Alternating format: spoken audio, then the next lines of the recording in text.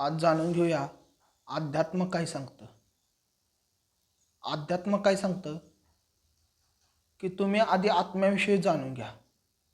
आता तुम्ही म्हणसाल आत्म्याविषयी जाणून घेऊन आम्ही काय करणार आहे, तर ते तुम्हाला उदाहरणानं समजून सांगतो. एक श्रीमंत माणूस आहे, एक गरीब माणूस आहे.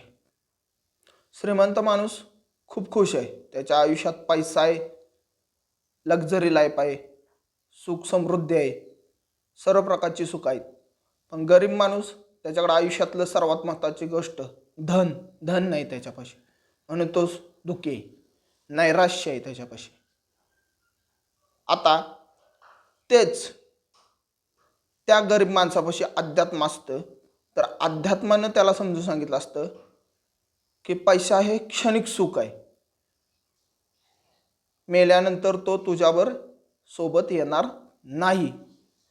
थोडक्यात अध्यात्मानं माणसाचं मन जळून जी पीडा होते ती पीडा होऊन दिली नसती आणि तटस्थ राहायला शिकवलं असतं.